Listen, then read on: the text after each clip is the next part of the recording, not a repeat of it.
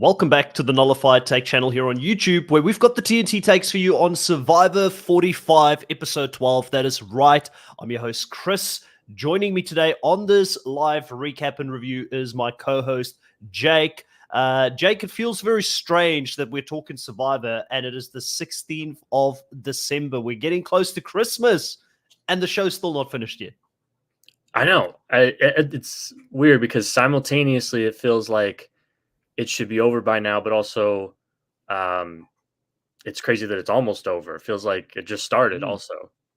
Yeah, it has gone by really quickly, and it's been a while since you and I have actually had a one-on-one chat about Survivor, because this season we've had so many people jump on the podcast. Obviously, Kahuna has become a mainstay now on the recap and reviews for Survivor as well. We've had Drew come on here as well to talk to us. That's Coach Drew, for those that are also fans of Angel Cake Drew.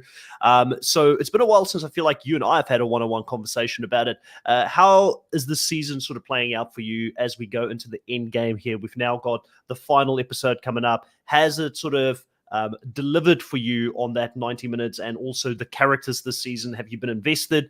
Do you still feel high on this? Because I know you were high on it a couple of weeks ago. I think that I am just slightly less high on it than I was before. But yeah, so far I've been very, very satisfied with the 90 minutes. And I feel like this season could have been more middle of the road if it weren't for the 90-minute episodes. So I feel like in a way it's saving it from being lower. But I'm very satisfied. I really like all the characters this season. And I feel like we'll get into, who we think can pull this out and win.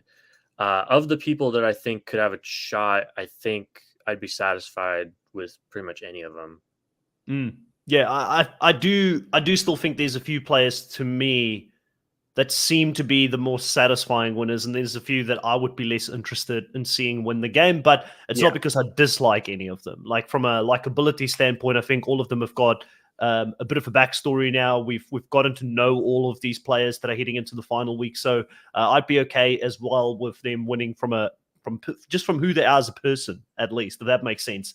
Let's say hello to a few people here. Danica saying, I'll be on the chat for the first half, but guessed it. I'll go pick up one of the kids from their work by 7. I'll be honest, I'll be glad when Survivor ends and the challenge slides into this time slot. Jake wouldn't be aware of that, but when Survivor finishes, we're going to start doing lives in the same time slot for the challenge. Kiwi says... Yeah, pretty much. So I would be replaced by the challenge, and the challenge doesn't stop. The challenge will continue on throughout Christmas, New Year's at this stage. I feel like we're about mid-season into that, that's in a different time slot compared to what we normally do as well. Kiwi also says, Danica, I never would have expected you'd be driving. Yes, Danica always drives around. Kiwi says, is that why your username is Cab on the end? I used to call her, I feel like, Danny Cab or something in the beginning. Yeah, I think you used to call her that, and then Kahuna was like, are you sure that's their name? Yeah, and I'm like, now that you've mentioned it, it's probably Danica. Yeah, now she can't unsee it either. We've also got Danica saying, I like the 90 minutes, but I would prefer they split Survivor and The Amazing Race into different days, because that is a slog, Jake. If you're a fan of both of those shows, that's basically 4 hours of TV that you have to watch, because it's like, what? It's an hour and a half of Survivor. With ads, it's probably 2 hours. Yeah, close to it. I mean, personally, I really like The Amazing Race of the seasons that I've seen. So, I mean, if I had more time, I would totally try to watch this past season. I know that it just ended, but it's just, we all got things to do, and especially when Survivor is like my focus. So 100%. And I get it. Listen, The Amazing Race, I know some people may not agree with it. For me, the 90 minutes doesn't work necessarily on The Amazing Race. I think the shorter episodes is did they change it to 90 minutes too? They did. Yeah, same time. And I believe they're going to stay for 90 minutes as well for the next season, similar to what Survivor's doing. But it's just, you see more of the same challenge over and over, and people failing and trying to figure it out. It doesn't necessarily make for more interesting TV for me, but I know some people may disagree with that.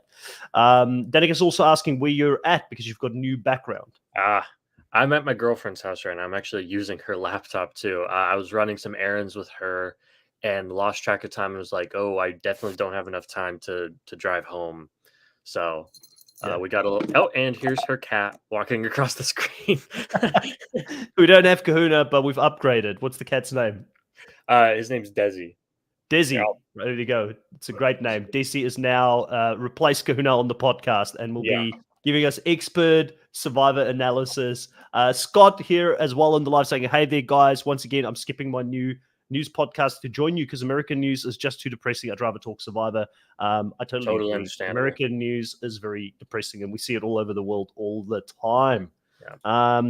Kiwi says, glad you joined us for much better time, Scott. And then we've also got Wissam joining us all the way from Twitter. Wissam, you're probably not aware of this, but StreamYard has finally updated Twitter, so we can now see when people join us via Twitter. And if they leave a comment, we can finally see comments on Twitter. As of last night, we had some people in our Twitter stream also commenting as well.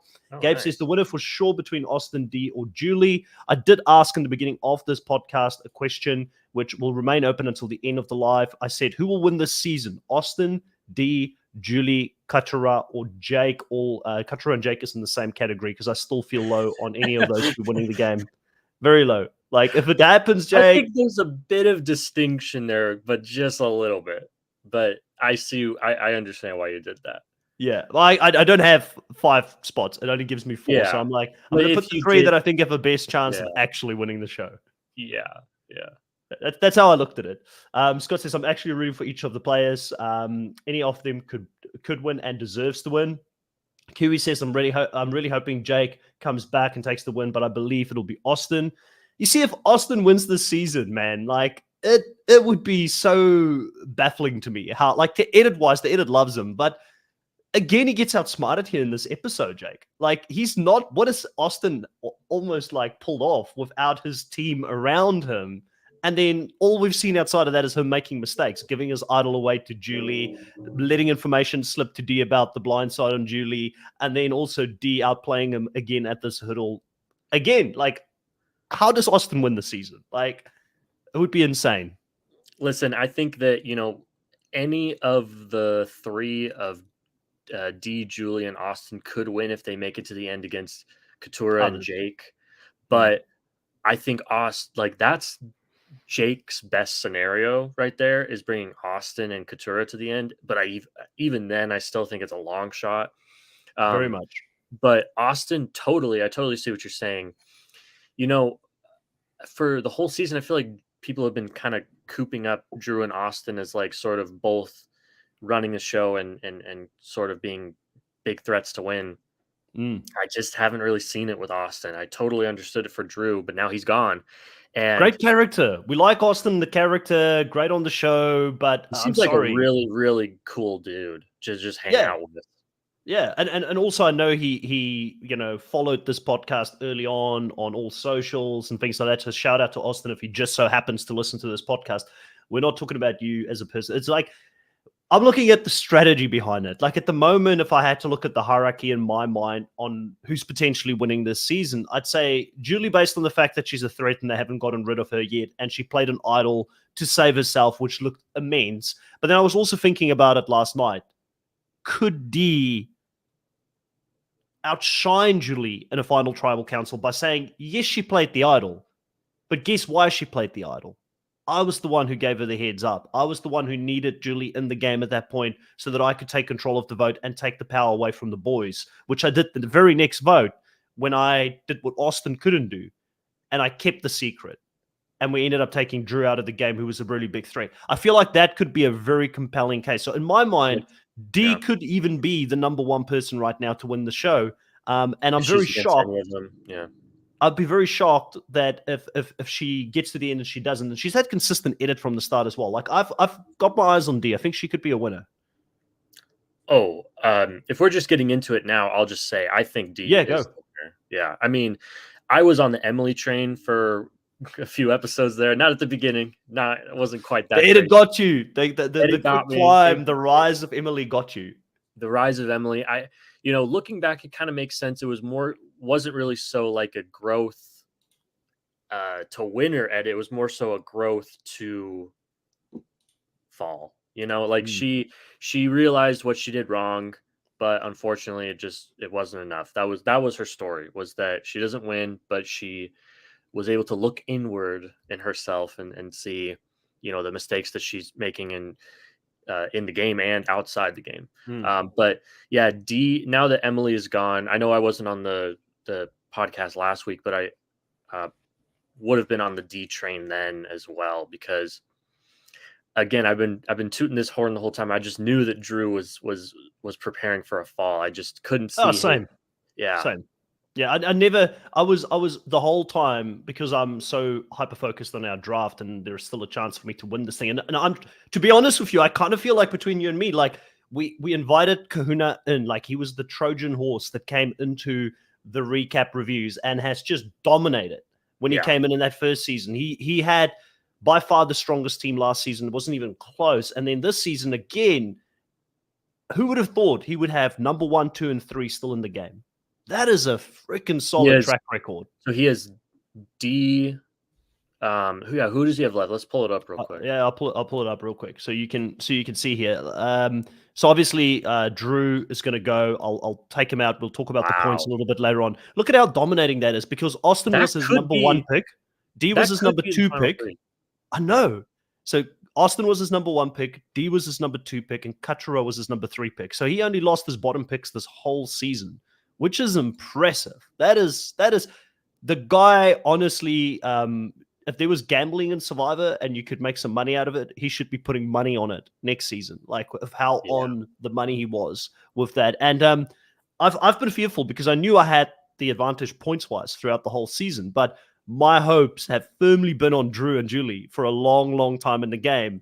And for a long time, I didn't see a way for Julie to win. I do think there is a way for Julie to win now if she gets to the end. I just don't know if she gets there.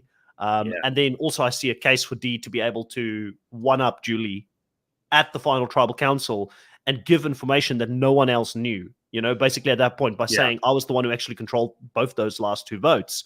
I think she would have a lot of power, and I think she's smart enough to do it. But sure, I knew Drew was going. I knew, like, I was ready for the fall on Drew. I just enjoyed it while the ride was there and while it lasted with him, basically. Let's see what other people are saying here. Nunes in the live as well saying hello. Kiwi says he hasn't played a smart game, just had a good people with him. That's Austin. Gabe says Austin winning story is maybe beating D and Fire. Possibly. It could be the other way around, though, actually. Scott says Jake would have to idle D out to have a chance at winning. Yeah, I agree. Danica says if Julie, Jake, and Katura are smart, they'll join up to take control. They could vote out D or Austin. Gabe says D can go to the end with anyone, and she wins. Danica says, doesn't Jake have to use his at this tribal council wins immunity? He can save someone. That's the thing that I didn't fully get. Like, is his immunity idol still good in Final 5 at this point? Like, I thought it would be Final 6. No, the one that Jake found is good at Final 5. Yeah. Wow. So that really ups, you're right, probably puts him a little bit ahead of Katura at this stage in regards to where they're going to go. But I still wouldn't be surprised if, they kind of need the 3 Rebus, need each other for the next round. So Jake could have a correct idle play and take somebody out here. It could be a snipe. It's got to be D. But I feel like that he doesn't realize that D is the front runner at this point. I feel like he's going to target Julie. I think he's going to target Julie. But my prediction is that everybody is going to target Julie. I think that D is going to say this is where we cut Julie, because you can't let her. And if she doesn't, then that's a misplay, in my opinion, because you can't let her get to fire. Anyone can win fire, and also Julie can win immunities. We've seen her. She hasn't. I don't think she's actually won one, but she's gotten close a couple of times. She's gotten super close, and that's kind of like what all of these. Maybe not the Final 4 immunity, but the Final 5. It's probably going to be some sort of endurance. Kind of like the ones that she's done really well at.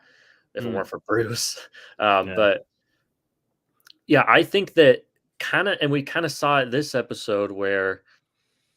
Jake sort of thinks that he's the only one trying to target Drew, but that was hilarious to me. That was hilarious. That scene, like where he's like, "Oh, I've got this plan. I'm gonna own this. And it happens in Survivor so often. It's very, very few times that you can say, my sole vote or my sole decision actually was the thing that sent someone home. And that's what Julie's got that on Emily. She's got that she played the idol. She voted pretty Emily much. out. Yeah, like that sort of scenario is like the only way you can say that.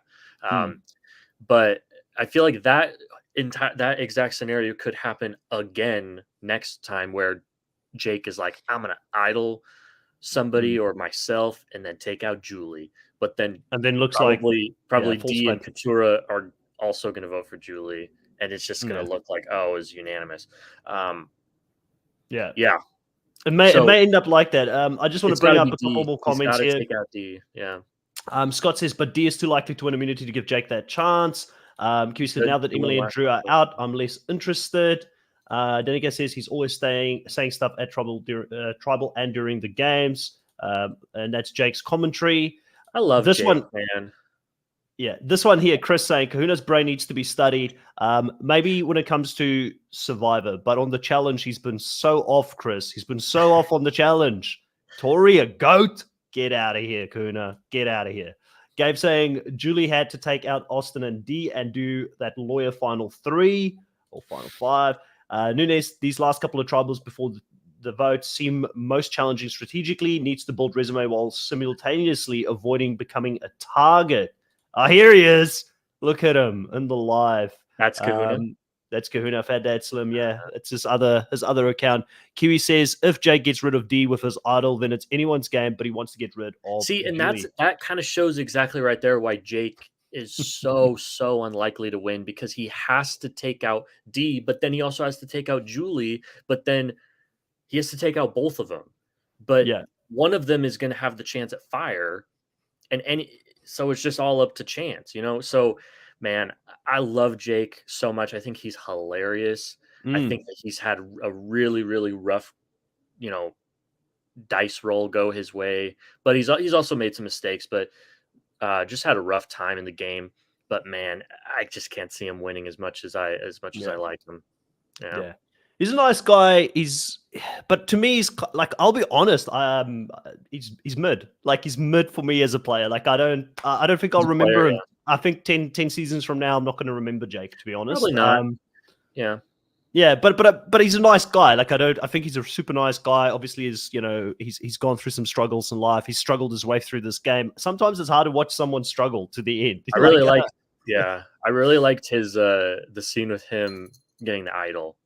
Yeah. Like Gabe says here, Jake has been the Charlie Brown, and sometimes I find it hard to watch that type of player in a season. But he's still there. Yeah. He's still hanging in there. So good on him for that. But for me, obviously, if I had to look at who currently is left in the game, I've liked Austin probably the most as a character. Drew was probably my favorite as well, and I love the duo between Drew and Austin. But now that Drew is gone, I really like Austin probably the most out of all of them. Just I can relate to him in a lot of different ways. I like the sportiness of him. I like at school, like how he wasn't necessarily the cool kid from the start. He's sort of he's evolved. He's blossomed after school. He's gotten into these kind of things where I definitely, when I was in school, I was a bit of a chameleon. I sort of hanged out with the kids that were in sports because I did play sports, but I also hanged out with the kids that were into playing computer games and and back then gaming was not a cool thing. Like now all the kids want to be gamers, right? Back then it was like, oh, you're a gamer, you're a geek, basically. So that has completely shifted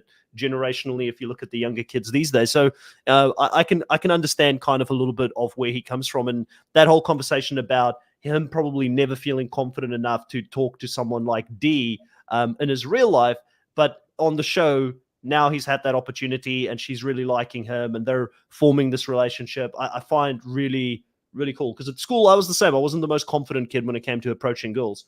That sort of changed for me after school, after I sort of went into the real world and had some time away from that sort of situation. So I can kind of relate to that. And I hope that this thing between Austin and D does last, but I'm a little bit worried for this relationship moving forward, because Austin was a lot more transparent in the game than what D has been. And he looked pissed at the end of this episode. I know, because it's like the exact same scenario, like basically textbook, the same exact scenario happened 2 tribals in a row, just the roles reversed. And she just said, "No, not going to tell him." I mean, that just goes to show why D is the front runner right now. I mean, she's why I think willing. she should win. I would Yeah. want her to win because she's playing the game the way it should be played. Yeah, I mean, and she says, she's like, I mean, I do really like this guy, like I would really like to hang out with him and get to know him more after the show. So it's not like that she's just like completely heartless and doesn't, is just abusing this guy's emotions. It's just she just has that, thing in her brain where it tells her to separate the two. And just I like the Austin just fact that can do that. she came into the game, and a lot of people, I feel like, they know their weaknesses, but they don't have the ability to act upon it. And she said, I knew coming into this game, my weakness is I care too much. I'm too emotionally invested in things. And I gave myself permission not to be that person on the show. I told myself, I'm not going to let my heart take over. I didn't know who was going to be on the show prior to coming on. She even said to Austin last week, she didn't want her showmans. That was the last thing she wanted. So she didn't even envision getting something like this coming into the show. Yeah. And she had the ability to remove herself from that situation because you don't know, like in a show like Survivor, you connect on such a deeper level. You get to know people so intensely because you're spending so much time with them. And you're also in an environment where you're relying on this person for your safety in the game. Will that translate to real life? Will they still feel the same when they're in their normal environments? And, $1 million, that's good to have. That's a sure thing. That's a sure thing if you get out of this game. So I applaud D. I think it was savage, but I think it was amazing. Like that is what I want to see from a game player. So Kiwi says Austin screwed everything by telling D, yet she used her brain and didn't tell him, or did she? I don't think she did. I think if she did, Austin would have saved Drew. I do think he would have been there. Definitely. And by the way, Drew's the person who should feel the most pissed in this situation by Austin, because Austin screwed his game up multiple times in this season. Like every time he's like, Austin, why did you do this? Austin, why are you sharing too much information here? Like he's constantly getting screwed by this guy who's playing the game with him. And yeah, it was hilarious to watch because I think Drew he probably had a pretty good path to the end if it wasn't for the fact that his main alliance made some fatal mistakes. It wasn't even Drew's mistakes necessarily that got him voted out in this round. Drew definitely made some mistakes. I mean, just he even said in his exit interviews that he didn't really see D as a threat. Right. When he definitely should have, clearly. But you're absolutely right that Austin should take a lot of blame here for Drew's downfall. Yeah, man. I mean, I hope that Drew has forgiven Austin, but man, I'd be pissed too. Nunes says in his exit interview, Drew still seems ticked off, and obviously it was a little bit alarming after I picked Drew. I didn't know beforehand when people told me he removed himself from all socials. He's not on it. He's not really engaging, and it's a shame because I do think, like, if we looked at Drew, like, Drew's inspired me this season, Jake, to change up the draft next season. I'm going to change up the draft because of Drew, because coming into this specific episode, Drew is he's the MVP. He's had the most points out of everyone on the draft that we've done, which I think is amazing. So I thought to myself, we need a new category for next season, and that category has to be the blue stock or blue chip pick for the draft. So the person who gets picked the lowest but ends up with the most points will also get bonus points at the end of the season, because it puts an extra layer in there. Like, can one of us pick like a golden goose kind of late somewhere in the draft that will provide us with another bonus category of maybe like 25 points or something? Because I feel like the season Drew had, being picked so low by us coming into this, like, applause. Like he outperformed, or did so much better than what I think any of us thought he would do coming into this season. Definitely. Yeah. And he was entertaining. Sure. That's why he's leading the draft. He's by far got the most confessionals. Oh, he has the most confessionals. Wow, I actually didn't know that. No, I would love that for that to be a category. I mean, let me have a look. Maybe I'm wrong. Gotten me even more points for picking Gabler. Back at the good old days when I actually was good at this. Feels like a lifetime ago now. Yeah, so It he's got does. 65 confessionals in total. Second Wow, highest that's is a Emily at lot. 62. Emily's got 62.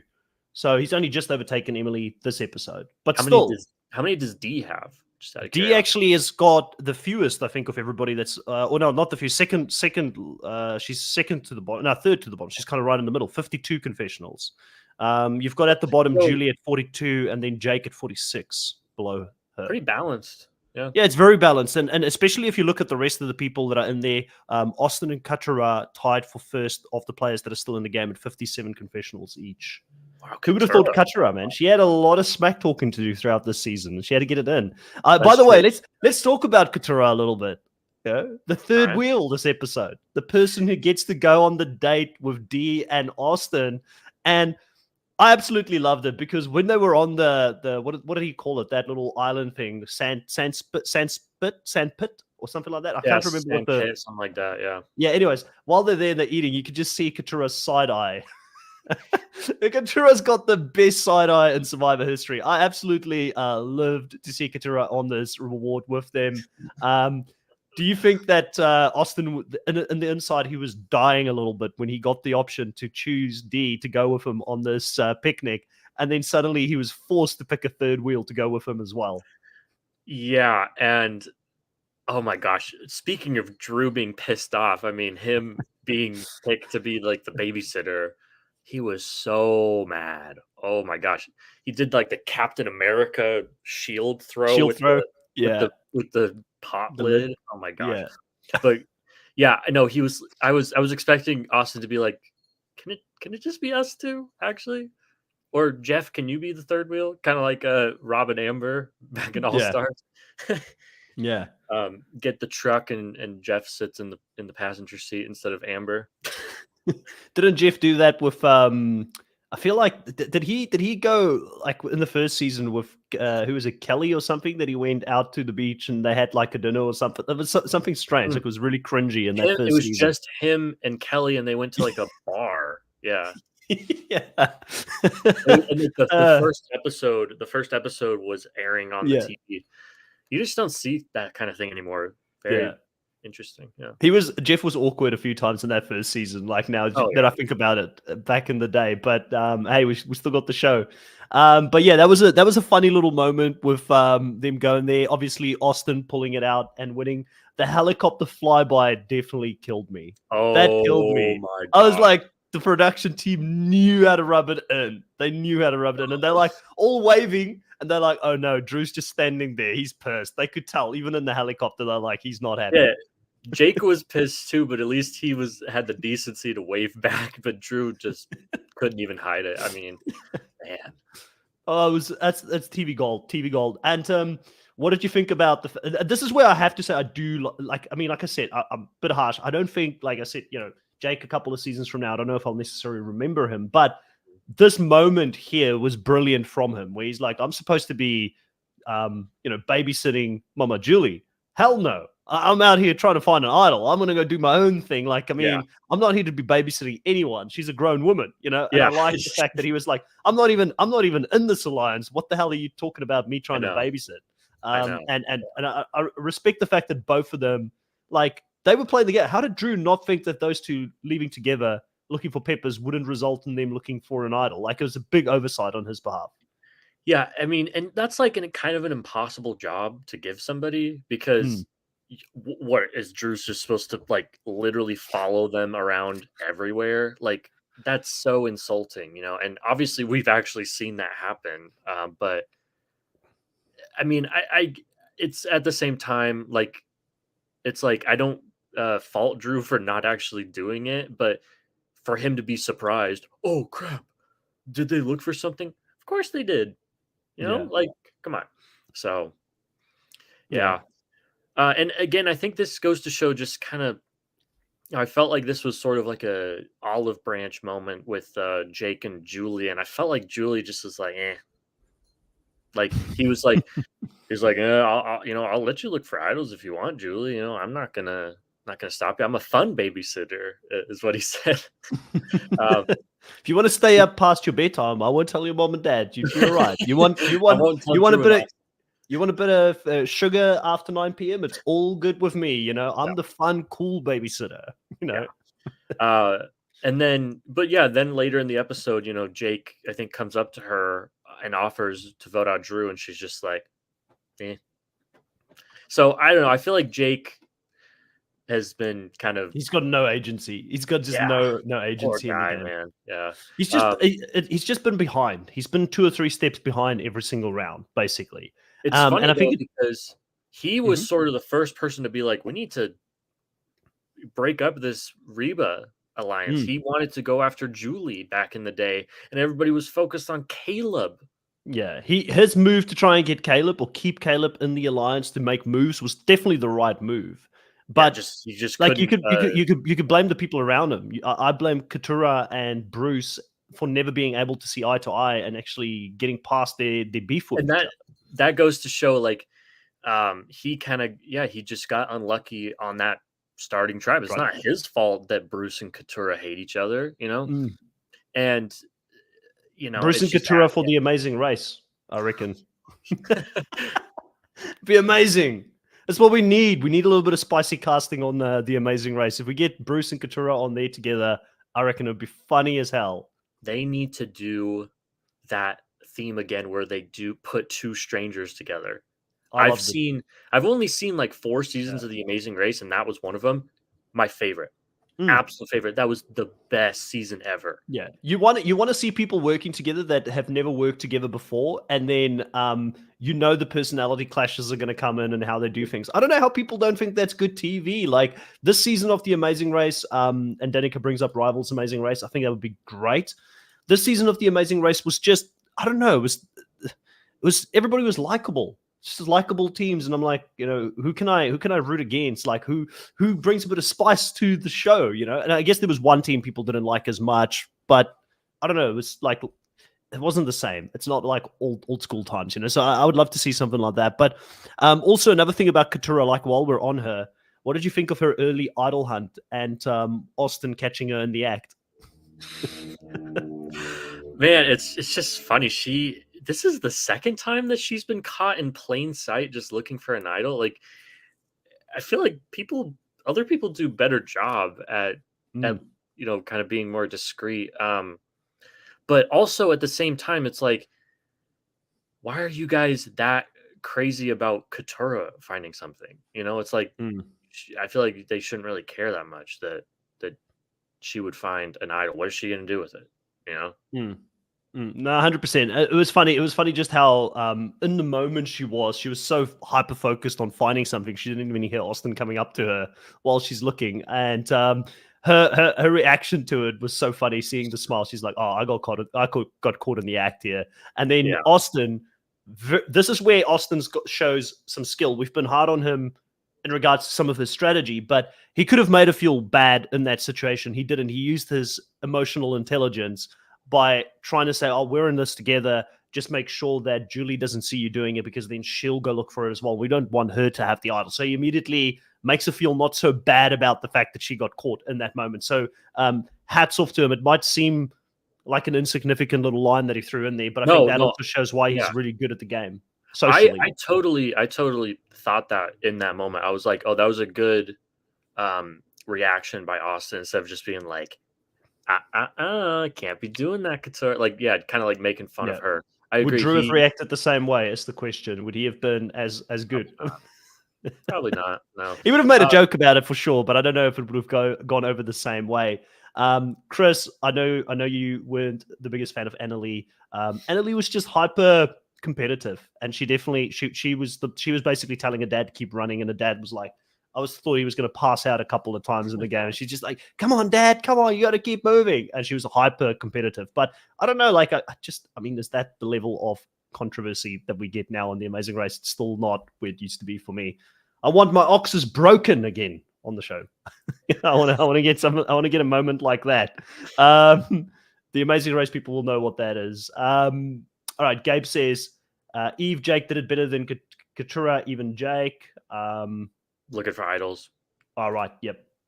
Danica says, but what did you think, by the way, while we're talking about that, what did you think about the fact that they hit the idol in the same place more than once? Do you think that the production team thought to themselves, well, the clue at least, they thought, oh, well, they're never going to find this. They're struggling to find this thing. Let's just go put it somewhere where someone has looked in the past. And then Jake was like, well, Bruce has looked in these trees in the past, so I'm going to go look at that as well. And then he found it because they were so bad at trying to find it. They tried to make it easier on them, maybe. Like, it sounded or seemed strange that they would choose the same location or hide it in something similar to where Bruce found the idol previously. Yeah, I don't know. I mean, there are so many places. There are, you know, I guess there's not that many places you can put it. You know, different genres of like, oh, put it in a little hole, put it in the, you know, because they have like those weird trees or like they have those like things running down them, kind of sneak it in there. Yeah. I don't know. That actually didn't really catch my eye that much, but yeah. I think maybe just make sure they find it. Kiwiska says Annalise said that she wasn't yelling at her dad as much as it appeared on the production made it look that way. They could obviously focus on it every time she does it, like even if she's like a one time, just like, come on, Dad, you can do it, keep running, and they keep showing it the whole time. And it didn't help because Jake, her dad, would go like almost like purple in the face while running. Like it's like I was like, the guy is old, he's running a lot. Like he kept up with the young ones, but I honestly thought the guy would pass out at some point. Like it's just she made him run, and they got 4th in that season. They went pretty deep, so it's not a bad showing actually. So he kept up, but back to Survivor. We didn't really talk much about the band potentially getting back together, the solo careers not working out on the beach. What did you think of that whole conversation on the beach after the fact? Because to me, it was quite hilarious to see. I was very surprised at how annoyed Drew was by Julie coming back. I was like, come on, Drew, I like you, but you're being a bit harsh here. Like, you know, if you were in that position, you're going to try everything you can to get back in the group as well. Like it felt a little bit it was harsh from Drew in that moment. I thought it was great. I thought it was like the perfect mix of like funny but kind of awkward and just like, you know, kind of lighthearted, but also there was Drew who like was just like not having it.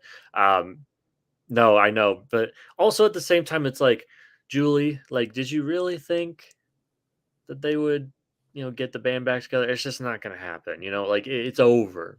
It's over. You know, rarely do we see that happen where, you know, they all vote for one person and then, or turn on one of their allies. And then the next one is like, let's make amends, Yeah. But I thought Drew's reaction is like, in the moment, we were just like, whoa, like, settle down. It seemed intense. It seemed intense. like whoa, Drew.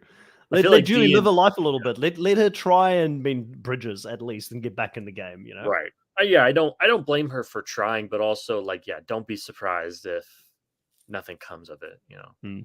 I thought Drew, I felt like did not do a very good job of like being convincing when he was like, oh yeah, I'm totally willing to, you know, get the band back together. It's just like I could tell Julie was seeing right through that.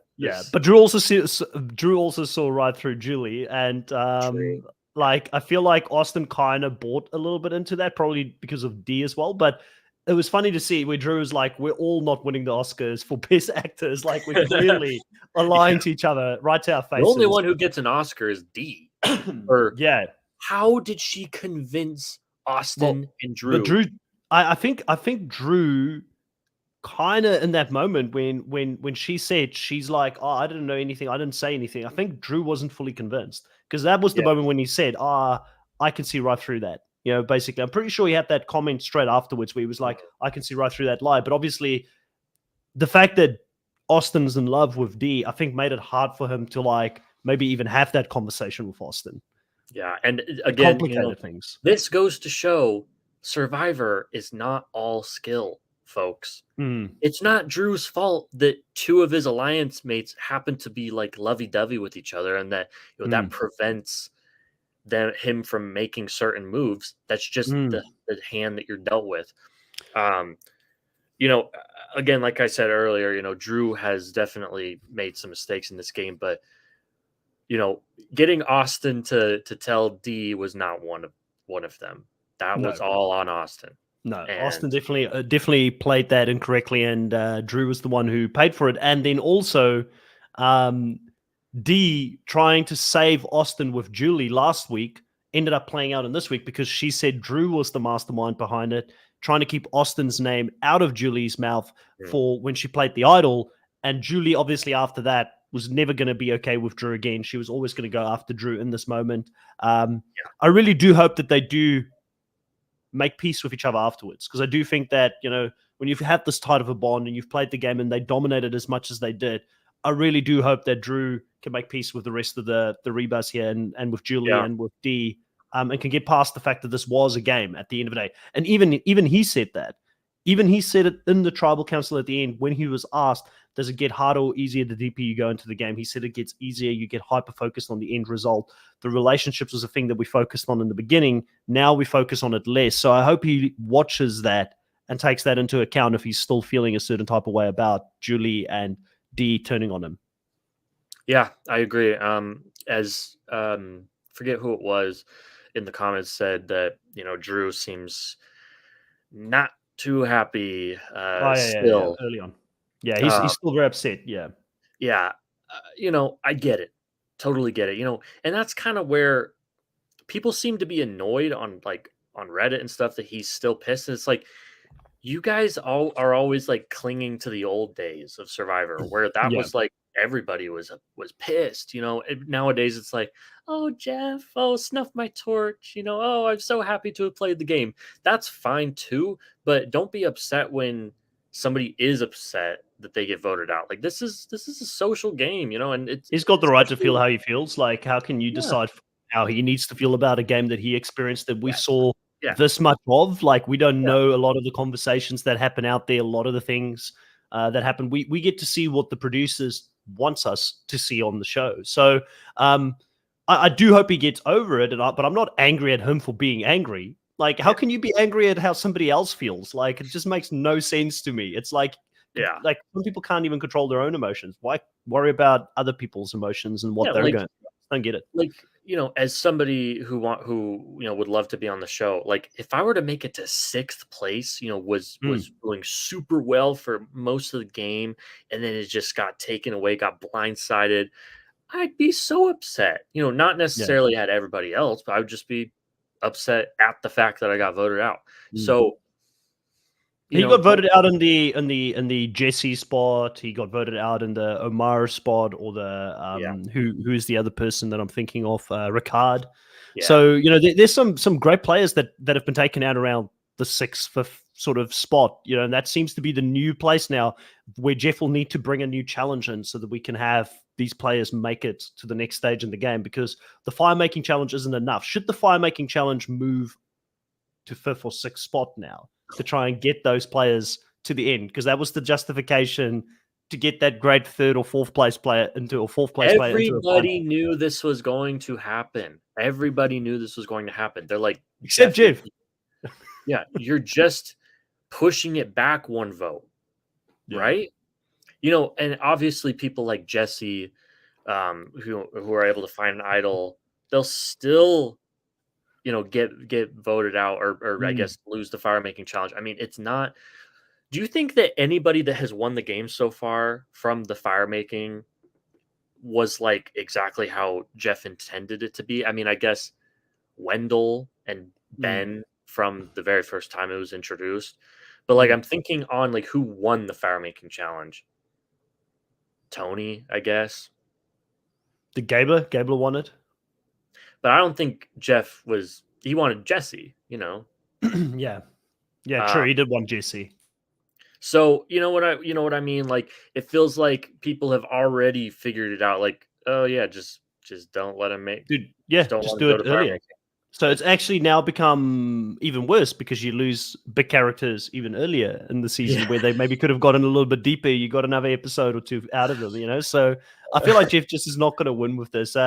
Gabe is saying, God, no more rigging it to specific type of winner. Kiwi saying, it is the game. We don't change the rules because our favorites aren't making it far enough. Totally, Gabe. So everybody is in agreement that it shouldn't happen. I do think Drew's got a very solid shot at coming back and playing the game again. I think he was a big character this season. But I think Jeff likes him, yeah.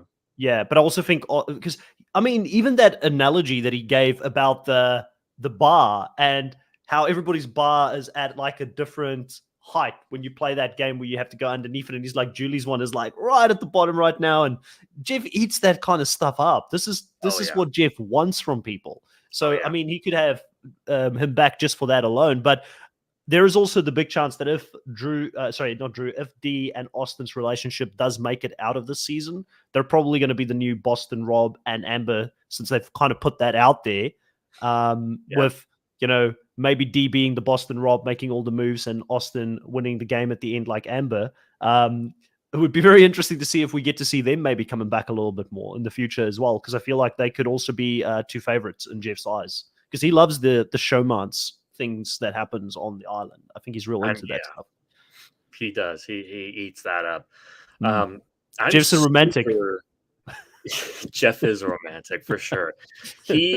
I would be very, very interested. I'm very interested to see their relationship, how it handles. I mean, I don't think they're posting about it because I don't think they're really supposed to be, before the season is officially over.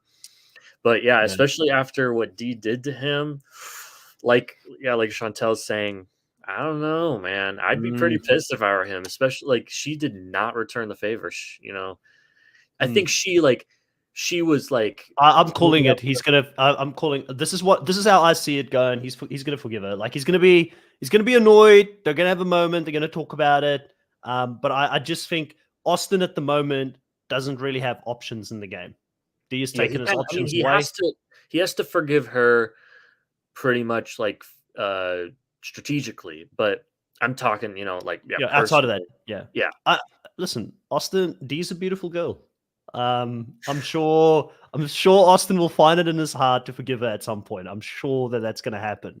He did say that she's kind of normally out of his league for what he goes for, so that will be taken into consideration as well. So I just think that they probably will. I don't know if that relationship is a long-term relationship, because I feel like when I look at this, sometimes they say opposites attract, but I feel like Dee is such a alpha female personality type, and Austin is so laid back and not really like that. He's not a beta. He's not a. I don't think he's a beta. Like, I hate it when people call people betas, but I think he's a beta. But I just think that he's a little bit more laid back. Maybe like I feel like Dee's gonna want someone long term that's like really ambitious and like pushes and stuff. I don't know if Austin isn't. We've only seen his show here, but their personality types seem so different. Like I don't know if that's going to last long term. I sort of agree with you. I mean, I'm honestly surprised that they like each other so much. Not that like either of them are like unlikable people. It's just just don't really see it. With them too. I just don't feel like I feel like he's too laid back. I feel like, but then again, they say opposites attract. So I don't know. Like I mean, and hopefully they are happy. Hopefully they're made up. Like I do hope that they like. I'd love for there to be a new Survivor couple. That would be cool. We haven't had one. Well, no. If we did have one recently, it was just last season. I already forgot about it, man. Like I've already forgot about it. Yeah. Are they still together? I'm pretty sure they are. Yeah. I could be wrong, but I don't check up on the Survivor relationships often enough, man, to know who's who in the zoo and who's seeing who at the moment. I could be wrong about Dee and Austin, because I sort of said the same thing about Franny and Matt. I was sort of like, I don't really see it as much, but they seem to be doing pretty good. I think I just saw like the other week, like somebody ran into them at some like coffee shop, and they were getting coffee together. So good for them. What they say, those who get caffeinated together stay together, So good move by them there. But let's talk a little bit about the two challenges. What did you think of them? Reward challenge, they had a race in from the ocean, then had barrels that they had to balance themselves on with ropes to get through it, and then there was a classic Survivor slide puzzle for them to do. Did you like this challenge? Do you feel like it's a little bit different? I like the barrel side of it. I don't think we've seen the barrel with the ropes in a while. In any case, in this terrain, like I know we've seen barrels before that, but I can't recall when last we've seen that specific challenge. It was good to see something new being brought in compared to previous seasons in this new era. Yeah, I don't think we've seen that in a while. I certainly can't remember the last time, but I thought this challenge was fun. It's one of those challenges where I'm like, that would be fun to do. like Mm. myself. Like if I could, if I was super crafty and I could like build that somehow, get out from my pool and then, get on the barrels, that would be super fun to do. And then a puzzle at the end. I liked it. Yeah. Yeah, I thought it was good. And then obviously Austin winning it. I did think Drew would probably come back to win that. We spoke about the reward and all of the fun already in regards to that. So let's go on to the next challenge, which was the immunity challenge, which was also a variation of a challenge that we've seen before on the show. Jeff calling it a completely new challenge, which I guess in some ways it is, but it's more of a variation of an existing challenge where they had to balance the ball on this sort of beam, and normally it would go forward when the ball falls off if they lose their tension on it. But this time it was built in a way that it would go backwards and fall off at the back, kind of in like a funnel almost that it can go back into if they lost their sort of way. And then it came down to Drew, D, and Austin. And again, loved the smack talk by D here. Loved it. Can you imagine D and Wendell going head to head in an immunity challenge? Yeah. The level of smack talk, I don't think we're ready for that. We're just not ready for it. Yeah, no, I love it. I love that type of thing. I feel like people are too nice to each other Yeah, in Survivor these days. Well, I mean, I guess I'm not saying that that's mean, but it's just I love it. yeah, We see it talk in about Australian Survivor all the time. Australian Survivor gets really spicy. There's a lot what of I love smack about talk. that. Yeah, it's smack talk even before the challenge has started. They're just standing on the mat getting ready to do an immunity challenge, and they're smack talking each other already, And I love that absolutely. And this is again, it just shows me like, because Dee's got that kind of playful personality, but Austin wasn't really biting into any of it. Like he was just like, oh, this, that. He was not really like, he should have given a bit of smack talk back, but he didn't. He was just like kind of like defending it the whole time, more so than dealing any smack talk back to her. But Dee does end up winning his second immunity, which is impressive. She now ties Bruce for most immunities this season. So what a yeah, it's a great feat, and she does have the ability to potentially No pun steal that intended. spot from Bruce. So yeah, no pun intended. And again, it's a feat that wins the challenge. She told us it's going to be that big toe of hers is going to win all the challenges for her. Yeah. Gave her that extra balance. Crazy stuff. Oh, we've got royalty here in wow. the Twitter. We've got James from the previous season in Twitter as well. James, you wouldn't have known, but Twitter is updated, so we can actually now see when people join us and also comments from people in Twitter. That is a new update by StreamYard. So, James, welcome to the show. Scott saying Franny and Matt were together on the live event in Arab event in New Orleans, and then also Reality Realness says I saw them in NOLA, and they are very much still together. It's good to hear. Yeah, it's good to hear that they're doing well. It's really good to hear that they're still together as well. But yeah, very likable, very, very likable. So we spoke a little bit about, I guess, the pre-tribal and the scramble before tribal here. Drew, very confident. They always say, confidence comes before the fall. And he kind of had that confidence that he had his numbers. He tried to say, look, listen, I need to remain also focused on the job at hand. I can't be looking at the final yet. But it seemed like in his mind, he was finding that very difficult to do, not seeing Dee as the assassin that she is, working in the shadows with the likes of a Julie. And yeah, it was just that blind spot for him in the end. Yeah, and I think you mentioned that Drew did like sort of not believe Dee that she wasn't the one that told Julie, and so that's a real mistake by him by acknowledging that she's probably lying about that. She probably did, and then thinking, oh, but she'll probably come along with us this time. What makes you think that she's not going to try to turn the numbers once again? She, if Julie was that important to her game, then she probably still doesn't want to cut her quite yet. And she wants to try to take out the people that were responsible for trying to take out Julie.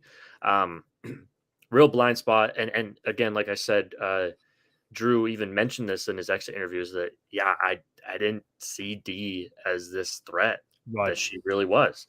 And that's a real big mistake, especially when that person is in your alliance. You should you're the one who's always interacting with them. You should know, kind of her ability.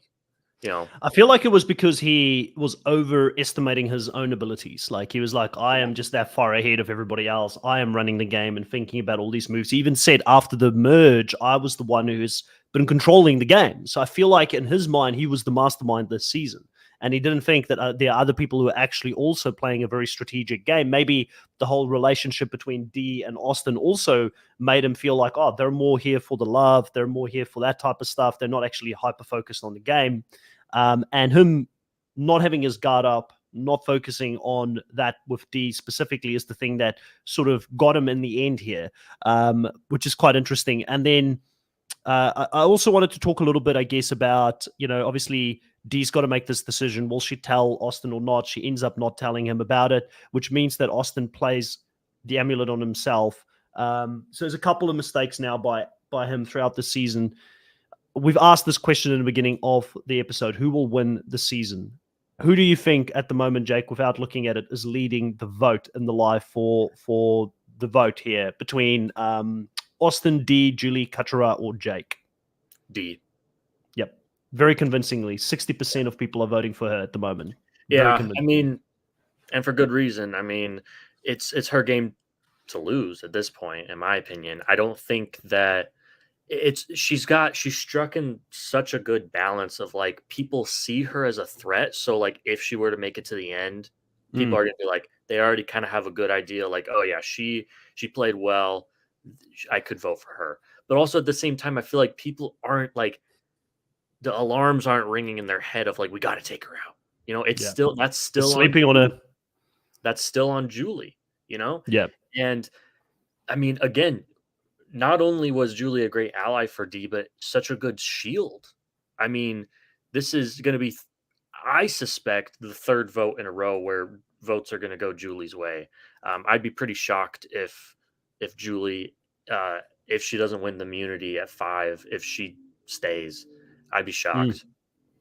Arnunes asked, did Austin think he was a target? Why not play it on Drew and cement his alliance? I think it's one of those things where it's easier said than done when it comes to the game, because in your mind, you're thinking, I'm in the final 6. I'm going to be looking, I'm going to look like Eric the ice cream guy by giving my immunity idol to someone else and then get voted out. I'm going to go down as one of the dumbest players in the history of the game. I need to play it on myself. And at least, like he said, I don't want a souvenir. He knows that. At least I still feel like if you're in doubt, play it on yourself always, even if it doesn't come your way. Just safety is better than Austin having it in the pocket. Austin has made a lot of mistakes. Playing the amulet on himself is not one of them. Obviously, with hindsight, of course he should have played it on Drew. But knowing what information he knew at that point, no qualms from me whatsoever for him playing on himself. You don't do that. If you have no inkling one way or another, play it on yourself. You play it on yourself, especially if it's the last time you can play it. 100%. I agree. I think that he had to play it on himself with the information that he had, at least. Let's have a look at how we're doing with the draft. We did bring it up earlier on as well, as we get sort of towards the end here of the live stream. We have got Kahuna still with 3 players left. His number 1, 2, and 3 pick are still in the game. It is honestly going to be a draft for the ages. I don't know if he is going to be able to outdo himself 2 seasons in a row with having those picks all there with Austin, D, and Katura.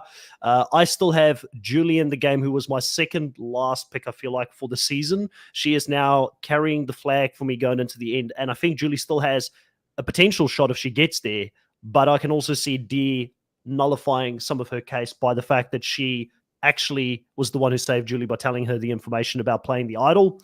And then you've got yourself, Jake. You've got your namesake, Jake, there all the way in the end. He is your Lone Ranger going into the end here.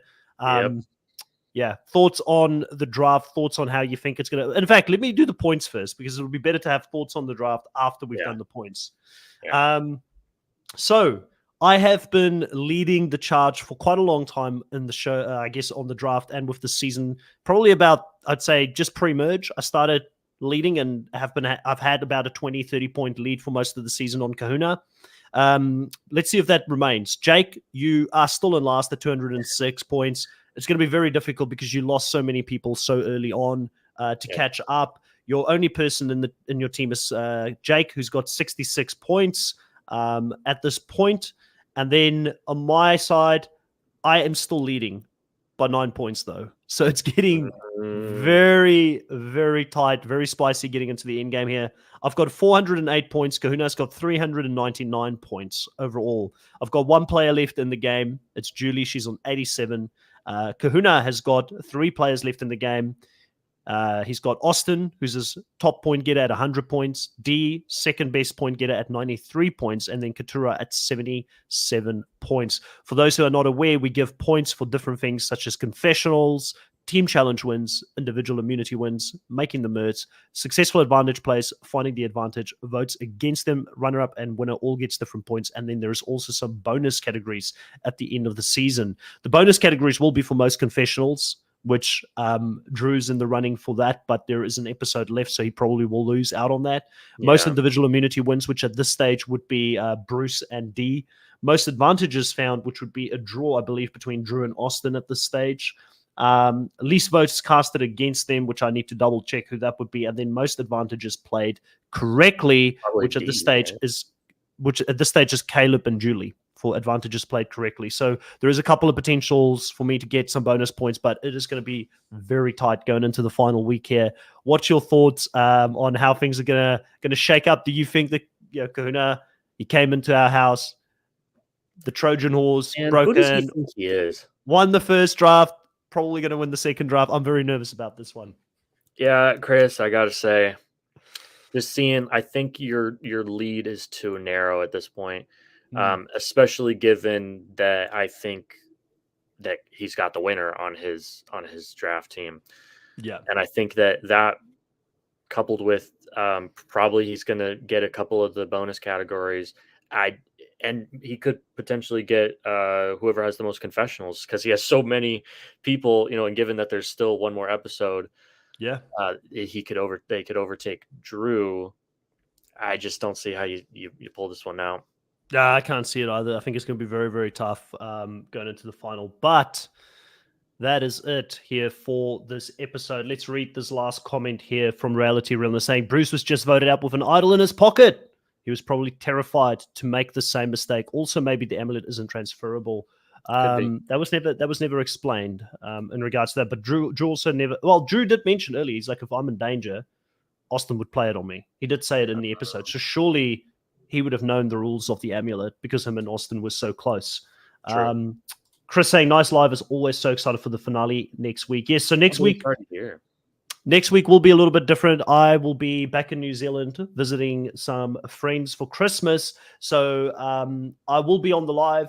I probably will be in a car somewhere on my phone. So the background will be a little bit different. We'll get Kahuna maybe to run the comments while I still direct the sort of show throughout that. But looking forward to the finale, looking forward to seeing who becomes the next winner of Survivor.